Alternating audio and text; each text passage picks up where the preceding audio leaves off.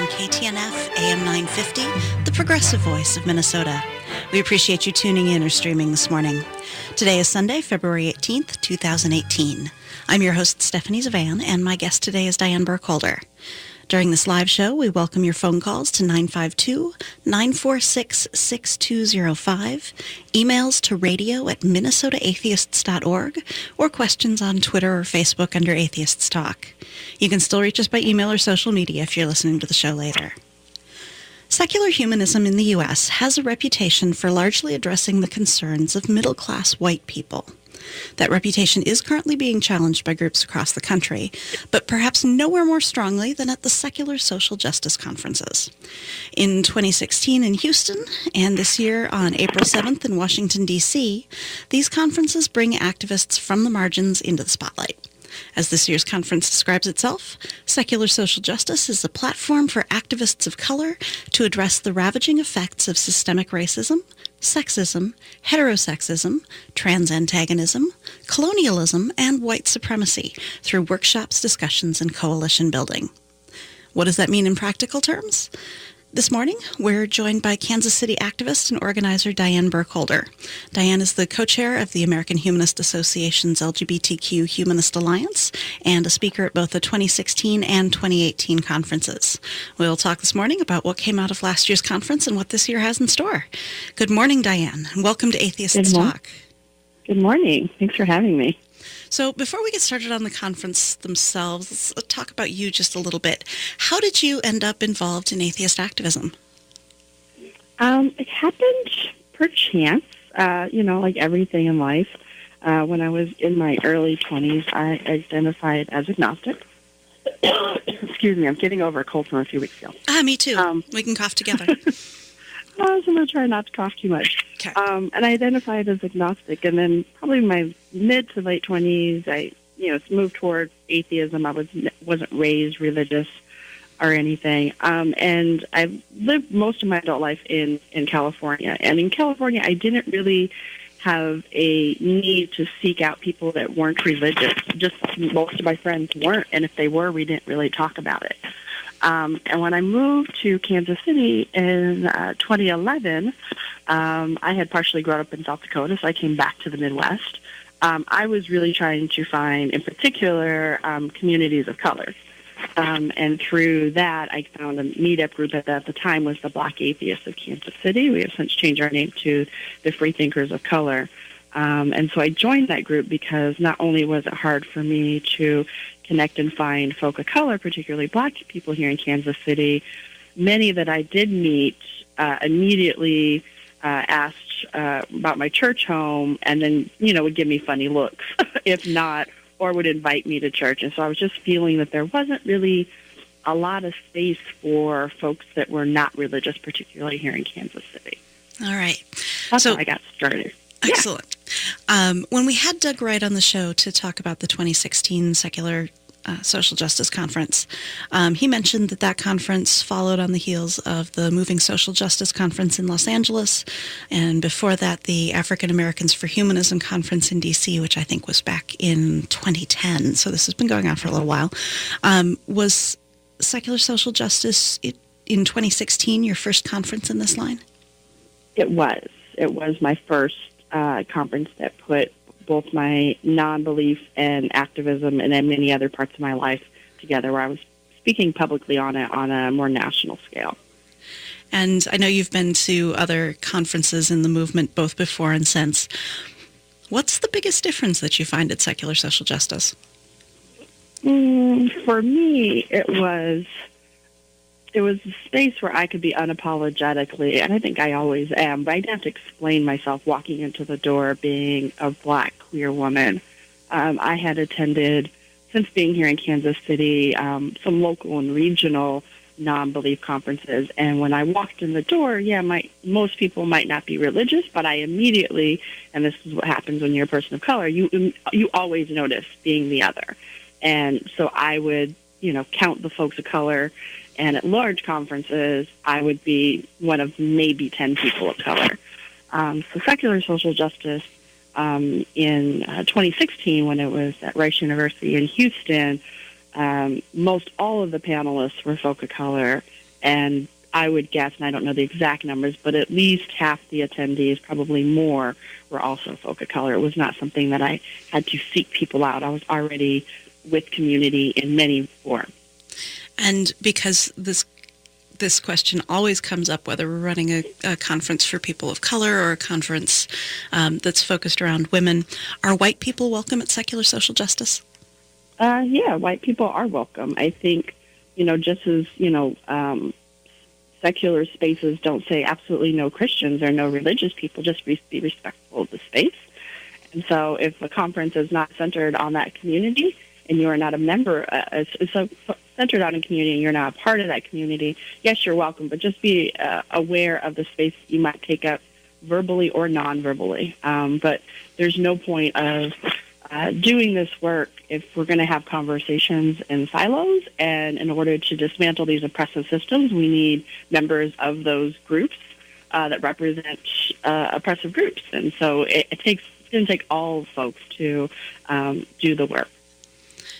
And I'm one of the people who runs the Secular Women Work conferences, and we tell people the same thing. As long as you're willing to listen and learn, yes, from women, or in this case, people of color, you're perfectly welcome. Yes. So aside from being a place where you can feel at home and not always on the defensive, what is the need within the secular movement for conferences like Secular Social Justice? I think this is part of a national conversation, secular or otherwise. Folks have really, it took the inauguration and presidency of Cheeto to get into office for a lot of people to really hit home that, our country is in dire crisis. I think, so however, for many marginalized folks from marginalized communities, we've known that for centuries.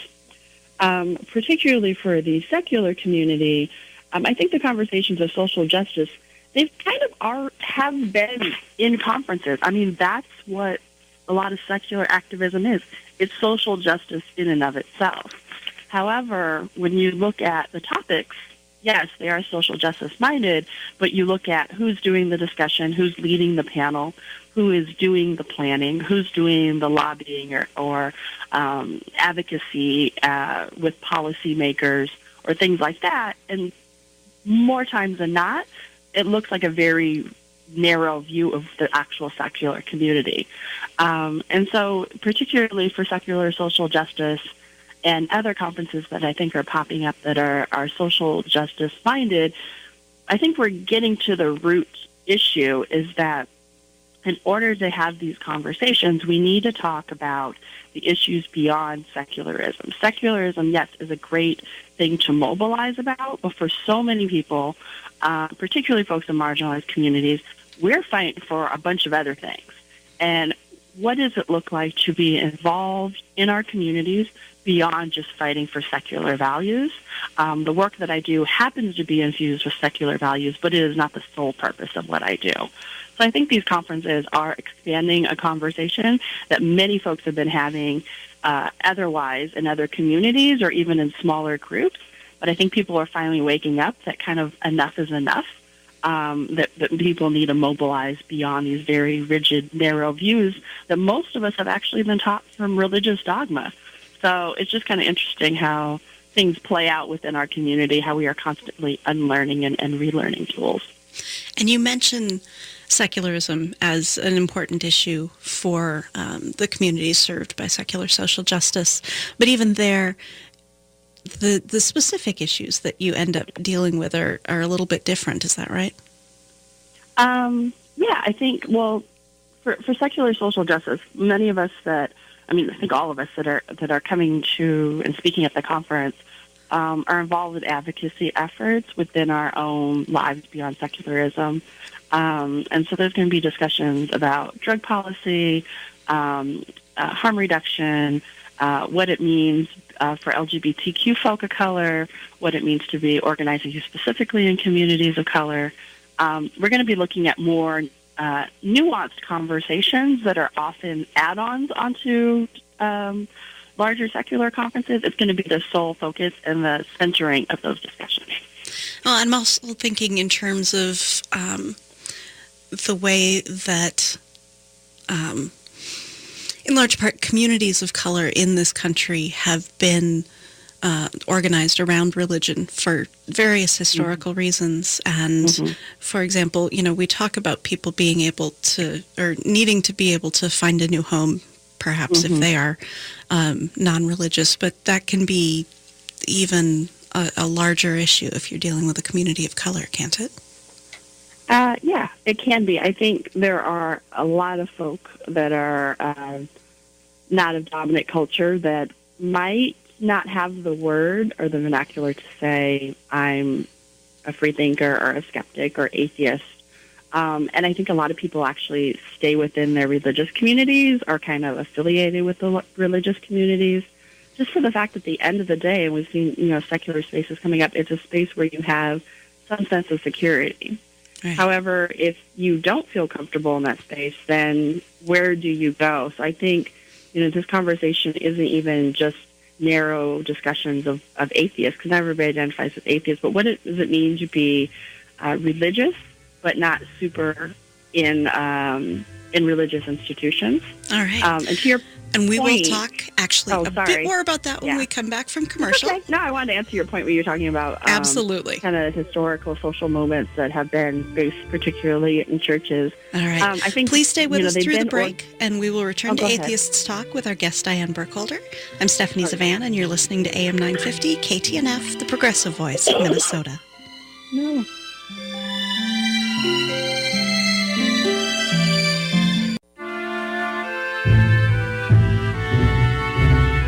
Welcome back to AM 950 KTNF, the progressive voice of Minnesota. This is Atheists Talk, and I'm your host, Stephanie Zavan. For everyone listening live, immediately following this program, you can hear American Atheist Viewpoint, an official production from American Atheists. If you're listening later, you can still catch American Atheist Viewpoint by subscribing to the podcast version. This is a live show, and we welcome questions at 952-946-6205 or emailed to radio@minnesotaatheists.org. Find us on Twitter or Facebook under Atheists Talk. Today's guest is Diane Burkholder. Welcome back, Diane. When we went to commercials, you were wanting to make a point about historical forces tying communities of color to religious institutions. Like I was saying, the religious institutions have been historically an organizing tool because they've had masses of people, and I think folks still use religious organizations as a mobilizing tool, even if they're not very religious themselves. I know some organizers that might or might not go to church, but they know there is power of organizing within faith institutions. And particularly, also, too, though, that I kind of the notion that it has been an organizing tool, but also there's a kind of a myth that so many churches, particularly black churches, were involved in civil rights organizing. And yes, there were a lot of churches involved in, voter registration and other efforts and things like that. But there's also a lot of churches that didn't engage in various types of activism and mobilizing. And, people think that, so many churches were behind MLK, and there were actually a ton that weren't, because the longer he was organizing, he became more and more radical, and folks started turning their back on him. So, I think, definitely religious institutions are a mobilizing tool, but I think a lot of folks have seen some limitations in that because there's a lot of safe, quote-unquote, advocacy that happens. And so it's hard to sometimes move people into larger, broader, more radical things such as civil disobedience and things like that on a mass scale. So it's not, definitely doesn't happen in a monolith. So people try to figure out how to organize aside of those institutions in order to maybe push or say things that they feel like they can't say in their institutions. And I should make the point that when we are talking about people of color at Secular Social Justice, we are not just using that as a synonym for black people. Black people Correct. Are doing a large amount of the work there, but other communities are represented and sending activists as well.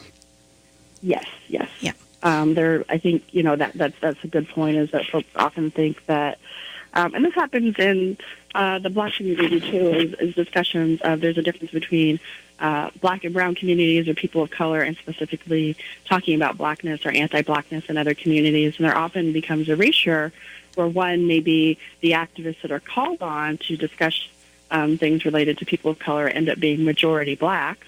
Or what also happens is that communities, Latinx folk, Asian Pacific Islander folk, some indigenous people, I mostly see it in the API and Latinx community, is having discussions of what it means to be a person of color, and kind of giving the space to be like, basically, if your folks and your ancestry is not from Europe in this country, folks are racialized otherwise as being marginalized under the system of white supremacy. So really to expanding the conversation of what it means for many communities in the States.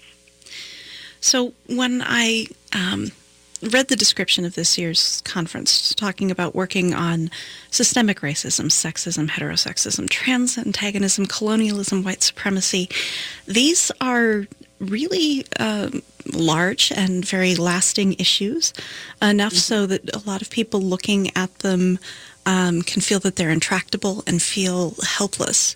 What are your goals in taking them on at Secular Social Justice? I think, they might feel big and lofty to a lot of people, but I think secularism can feel big and lofty to a lot of people. It can feel very theoretical and heady and not actually looking at what it means to affect people's hearts and minds. And so folks that might feel that the topics are too big or might not apply to them, like I said before, activism comes in many ways, and part of it is just learning how everybody is impacted, right? Like, I think we have this notion that if you are not a part of a community, that you are not impacted. You're affected, and you're going to be even more impacted when things trickle to your community. And so I think particularly the folks that are speaking at Secular Social Justice, we're involved in activism in many different facets, and we often talk about many different ways for people to engage. And so we understand that not everybody can be out in the streets, mobilizing and doing direct actions and protests, but people can call their local politicians, people can phone bank, people can donate money, people can agitate, particularly folks that are close to them, their friends, their coworkers, their loved ones. And so we talk about many different ways in order to engage and educate and push and start shifting the conversation. It's not always thinking, we envision dismantling these large systems, but it's very real, tangible things that are often based on the really close personal relationship we have that have the biggest impact. And I think for a lot of people, it feels much more digestible when you're like, hey, here's some ways to talk to your relatives about this. Here's a ways to engage your local business owners or your coworkers versus thinking that I have to go automatically out and do some advocacy with policymakers. All right. I do actually in the next segment probably want to talk about some of the highlights of actually the programming from 2016. But since we're on this topic, are there things that you feel you can point to that came out of the last conference that make activism easier, or basically what did you take away from the conference? I think a couple things that I took away. It was, like I said, as far as I remember, my first discussion, and that was my first panel that I participated in, that everybody on the panel was both non-believing and a person of color. And so I think it gave space and it gave a model for people to be able to recreate similar spaces within their own communities. I facilitate the Kansas City Free Thinkers of Color, and something we do locally. But a lot of folks, I think, that came to the conference didn't envision what it would look like when you are unapologetic about creating space for your own community. I think the other piece that came out to me, in particular, I'm thinking of Regine, who's going to be speaking about drug policy at Secular Social Justice 2018 coming up, is that she's been an activist. She does racial justice work. She's been doing this work for a long time, but she didn't have a space. And she has said this also publicly. She didn't have a space to provide to also talk about being non-religious. And so I think it opened the door for people that have been doing work to bring into another community discussions that we have otherwise. Because like so many communities, we end up hearing the same voices over and over again. And that is not the reality of our community. It shifts, it changes, yep. And people need to hear new perspectives, and we need to make room for new leadership. All right, and we will talk more about that after the commercials. Please stay with us through the break, and we will return to Atheists Talk with our guest, Diane Burkholder. This is Stephanie Savan, and you're listening to AM 950, KTNF, the progressive voice of Minnesota.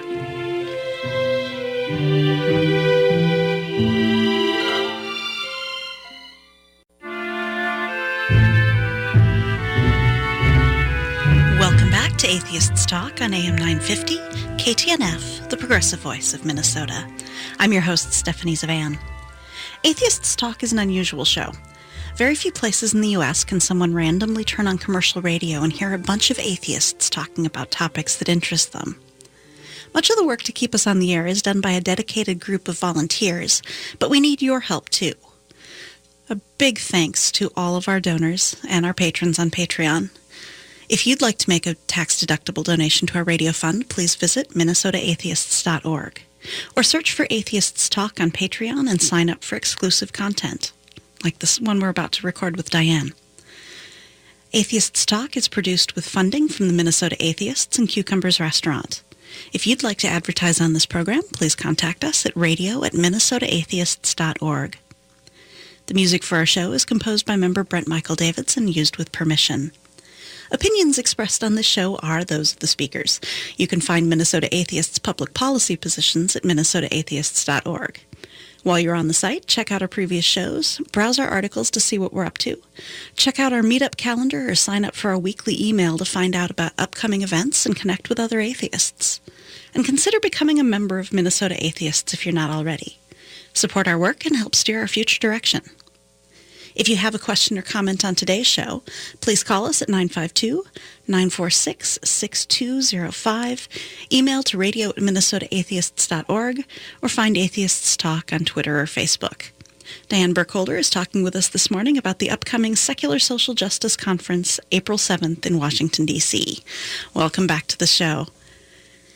So we were talking about the 2016 conference and things that you took away from that. And you were talking a lot about possibilities and the possibility of even having these kinds of conversations. Were there specific things that happened on the various stages, platforms, at the conference that you would like to replicate other places? Diane? All right. Well. Oh, no. Oh, we got here. you. Excellent. My fat finger hit a button. Yes, I did hear your question. All right. I think things that were that happened specifically in the spaces.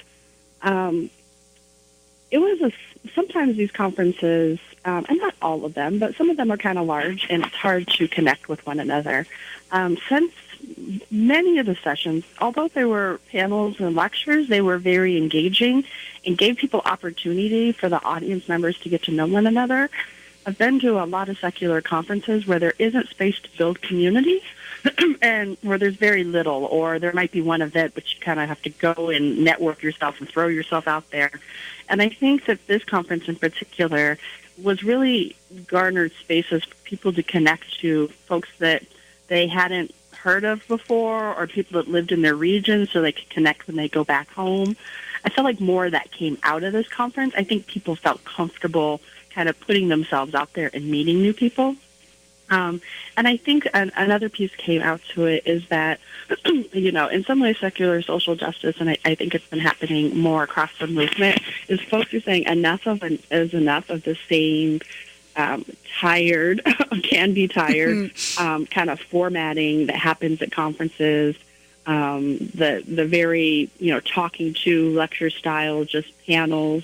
It's not really, they're expensive or they're inaccessible. And I think people feel like they're tokenized, like I'm only going to speak. People are going to ask me to speak because I happen to be brown. I don't get to speak about my issues, and I happen to be brown. I'm speaking about what it is to be a person of color. Right. That looks very differently. And so I think people came out of the conference, in particular, saying that, like the panel that I'm on was LGBTQ, Black folks, in secularism and activism, and I think those specific conversations are happening more and more. Yeah, I did notice when I was there that I couldn't think of another conference in the movement where they would have a big, in the main room, panel discussion where people ended up talking about the pros and cons of, like, armed revolution. Yes. Yeah, not a kind of thing you're going to have happen. Yeah, people were pretty comfortable to share their beliefs, and I think in so many spaces you have to develop an environment where people can feel comfortable to share beliefs that might not be with everybody else. And it takes that's part of the planning and the programming, that it has to happen from those communities versus add-ons. I think, non-religious people don't, we feel some sort of way if we're religious, they want us to come speak to their church or to their organization. Like, we feel very limited, and we feel like we could possibly become attacked or things like that. And so because it was designed for and by marginalized folk, I think people felt very comfortable saying things like talking about armed revolutions, by any means necessary, and things like that. And for anybody who's listening who's interested in that session, I'm pretty sure it's on YouTube. It was actually really fascinating.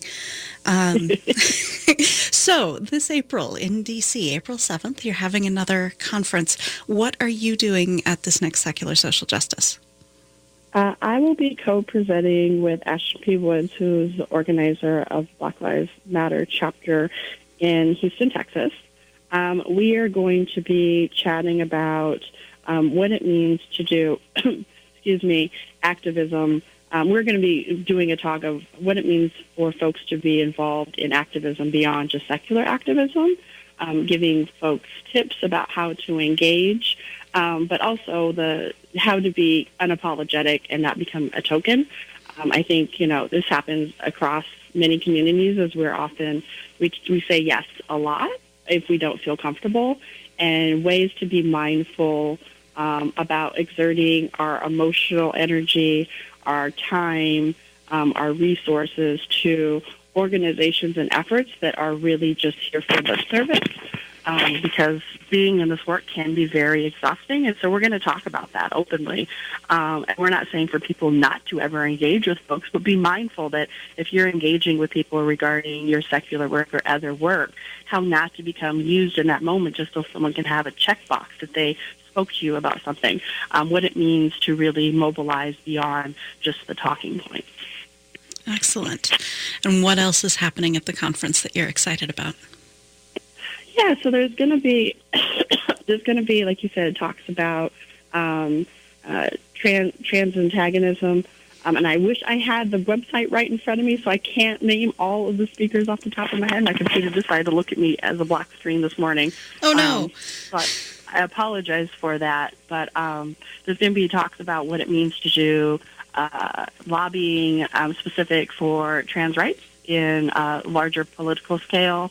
There's going to be, like I said, Regina is going to be talking about the work that she does, specifically in Baltimore, of drug reform, and beyond drug reform, what it looks like to actually center people that are that use drugs that are deemed illegal by this country, what it means to actually center those needs and that marginalized folks. There's going to be discussions of Blackness and anti-Blackness and mobilizing within Black communities. And I can't think of the other three people off the top of my head, so my apologies for not having that in front of me to reference.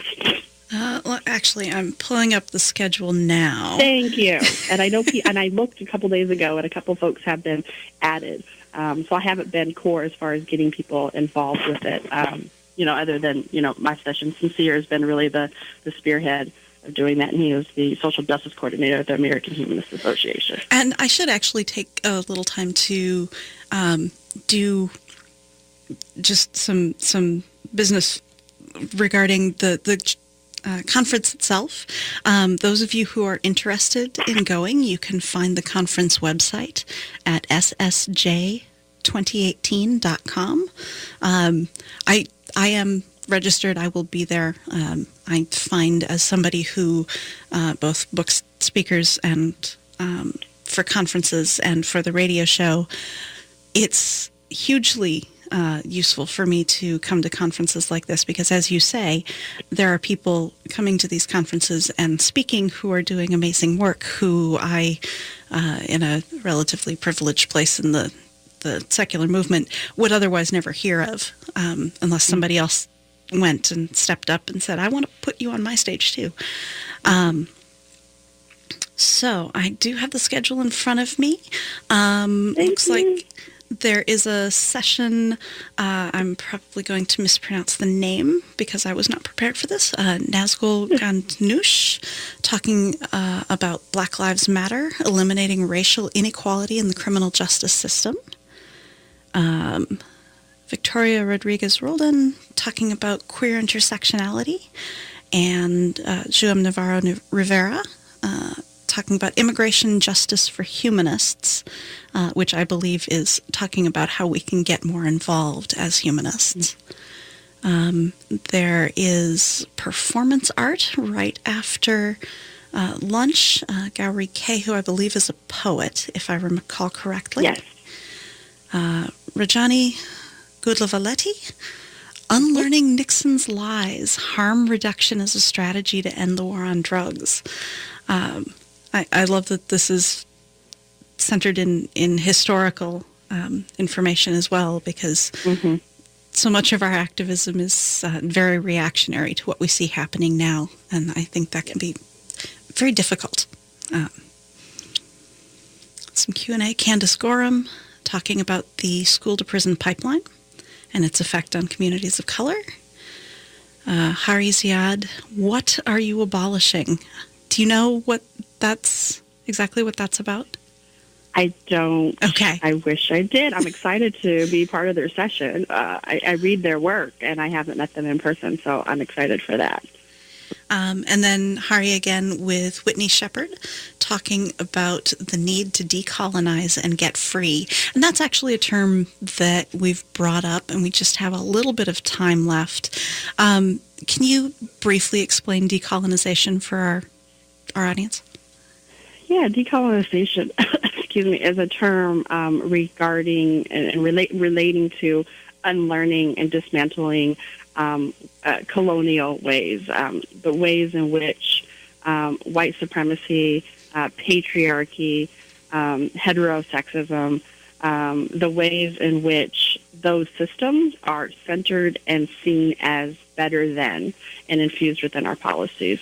I do want to shape our language. That decolonizing, a good friend of mine, Indigenous activist Tate Walker, and I were at and I'm actually going to ask you to save that for our extra because we do need to close down this part of the show. So perfect. I would like to thank our audience for tuning in to Atheists Talk. This is Stephanie Zavan, your host. Please join us again next Sunday. I'm proud to be on the air with Minnesota Atheists, and I hope that you appreciate the show.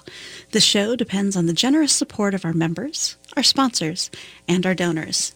Please consider supporting the show through the donation link at minnesotaatheists.org or looking up Atheists Talk on Patreon and becoming our patron there. This is Atheists Talk on AM 950 KTNF, the progressive voice of Minnesota. A podcast for the show will be on our radio page as soon as possible, and American Atheist's Viewpoint is coming up after the break. Have a great Sunday.